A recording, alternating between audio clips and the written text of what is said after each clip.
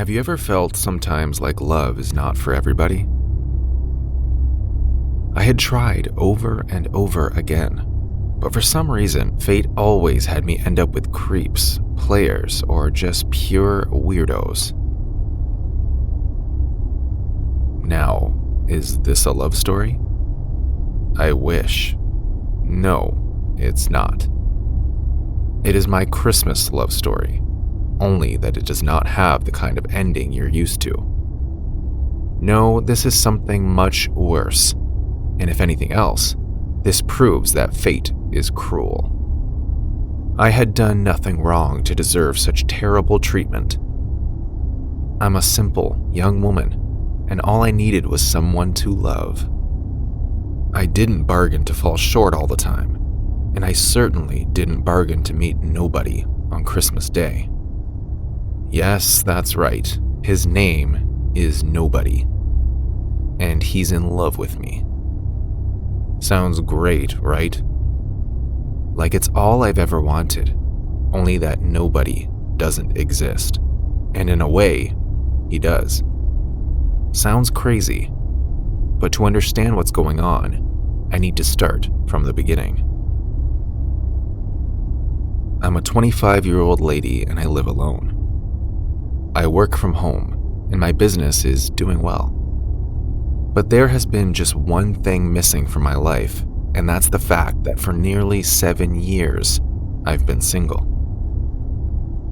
Christmas was right around the corner, and I suddenly didn't feel like spending it alone again. And I also didn't want to go into another new year still single. I needed to do something different. Now, before you judge me, know that I have not been in a relationship for so long because my last boyfriend scarred me. Being left at the altar is no joke. So you can see why I took my time. I also do have a couple of friends, and while they had tried their best to set me up with several men, none of it worked out. Maybe I'm a bit choosy or something, but eventually, my friends got frustrated and gave up. We decided that the only thing to do was for me to put myself out there and look for someone to date. I realize it takes a bit of strength for a woman to go out there to look for men, but I truly needed to find love again, to feel complete in someone else. Problem is that I'm a bit of an introvert. Okay, a lot an introvert. And I would rather die than go out, especially to hunt for men. So I did the one thing anyone else in my position would do. I got on online sites and put myself out there. Seemed like a good idea at the time, but after what happened, I wish I hadn't set up a profile. I wish I had just had courage to actually go out and meet people. I only wish I could go back in time to stop myself from making one of the biggest mistakes of my life. Perhaps I wouldn't have had that terrible experience. I wouldn't have had to live with the trauma and fear. I miss who I used to be before I got on that dating site, and sadly, I would never get that version of myself again. Ever. As I mentioned, I spent most of my time at home, indoors, and all alone.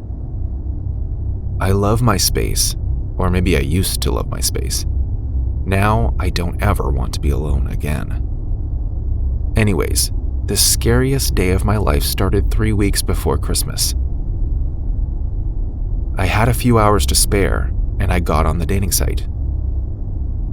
I had been actively on the site for 2 weeks now, and I had met a lot of men, chatted a lot, and even liked some of them.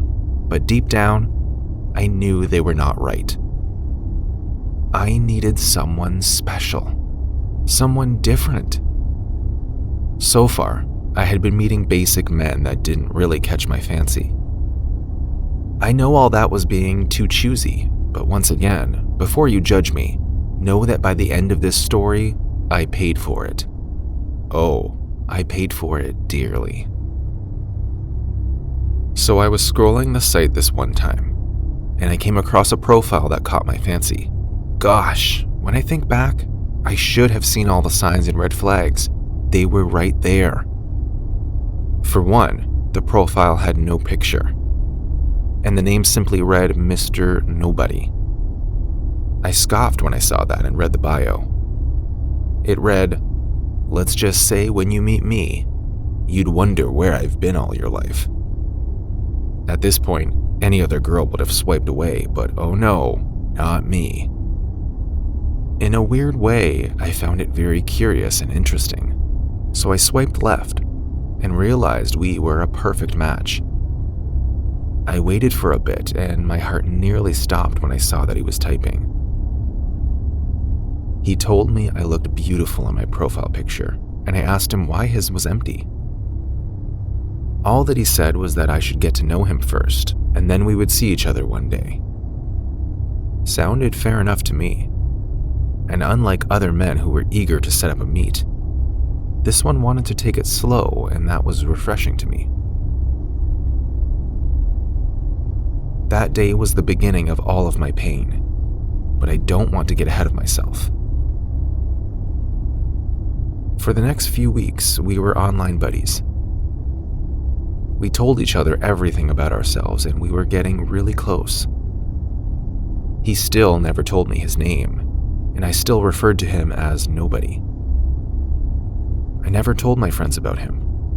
I figured that I would after we saw face to face. Finally, it was Christmas, and all the merriment and festivities that came along with it. But once again, in my own home, there was peace and quiet. I had no one, and even had to do some work. I had just finished work for the day when I decided to send Mr. Nobody a message. He replied within minutes, and we began to chat back and forth. It felt so right chatting with him, and I was really starting to like him a lot. I joked about him coming over so we could talk in person, and he agreed. I told him I was joking, and the next thing I knew, there was a knock at the door. I jolted and felt terrified. Another knock, this time a bit harder. "Who is it?" I called out, but there was no response.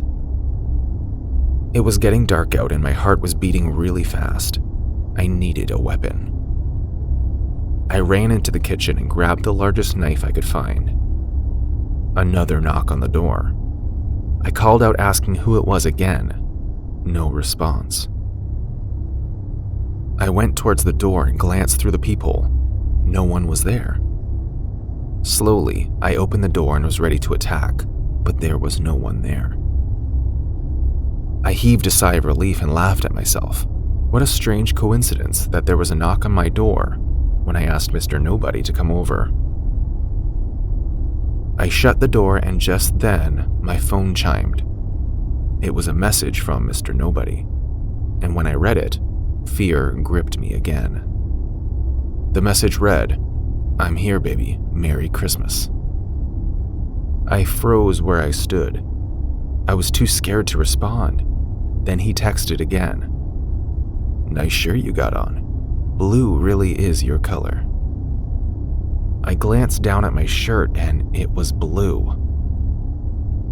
This was a prank. Someone was pranking me. It had to be. Instantly, I tried to call my friends to tell them to stop this joke when I felt a force sweep the phone away from my hand. I was about to scream when my desktop on my work desk came on and a message was typing on it. It read, "I wouldn't do that if I were you. We are finally alone." That was when I looked down and saw what terrified me even more. There were snow-filled boot prints from the door into my apartment. I screamed and ran towards the entrance door when it suddenly locked by itself. I was not alone. I could feel a presence all around me, but I could not see anything. I began to plead and cry when I felt a force on my mouth. It felt like a hand was over my mouth to stop me from screaming. I tried to fight it, but it was too strong. Suddenly, there was another knock at the door and the force left me. I froze still until I heard Nicole's voice. My friend. Perfect timing. I opened the door and ran outside. I eventually told her everything that happened, but I am not totally sure she believes me. All that happened just last week, and I have not been alone since then. I've been staying at Nicole's place, terrified about going back home or being alone for even a second.